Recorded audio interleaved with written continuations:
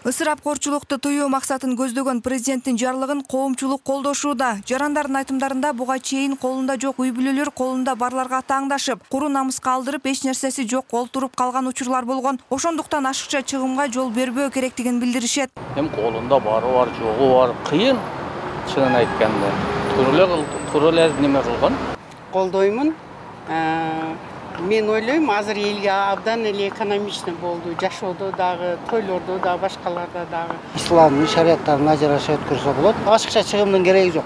Жарлык чыкканга чейин эле Ош облусунун айрым аймактарында жаштар, айыл аксакалдарынын демилгеси менен тажыяда бодо мал союлбагандары болгон. Президенттин Оштогу өкүлчүлүгү тарабынан атайын жобо иштелип чыгып, аткаруусу тыкыр көзөмөлгө алынган. Өкүл тарабынан катуу көзөмөлгө алынып, жерлерде атайын комиссиялар түзүлгөн.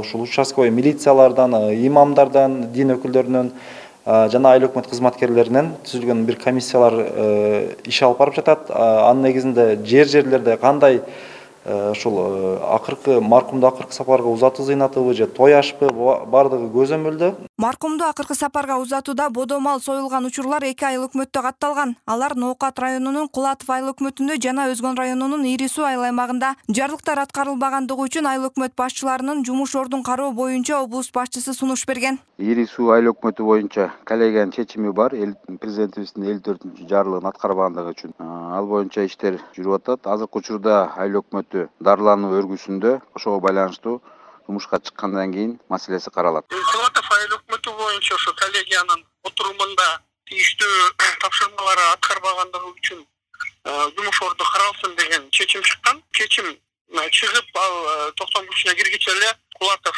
айыл өкмөтүнүн башчысы өзүнүн калоосу менен арыз жазганда ошо кызматынан бошотуп койду. Ошол арызга ылайык биз аны кызматтан бошоттук. Ислам дининде да ысырапкорчулук жакталбайт. Кандайдыр бир маарекелерди өткөрүүдө ысырапкорчулукка жол берүү арам деп саналат. Мындан улам дин кызматкерлери жарандарга түшүндүрүү иштерин тынымсыз жүргүзүп келишет. Бир кан чыгара турган болсок, же 100 миңдеген, миллиондогон акчаны сарптаса дагы Кудайдын алдында ал адамдарга бир да соо берилбейт. Ош шаарынын аймактарында жарлык толугу менен ишке ашкан. Ысырапкерчилик боюнча бир дагы ири yüzdü mal soyulgan жок, чоң ысырапкерчилик болгон жок. Эске салсак, өлкө башчынын үй бүлөлүк салтанаттарды жана маркумду эскерүү үрп адаттарын тартипке келтирүү боюнча чаралар жөнүндө жарлыгы чыккан.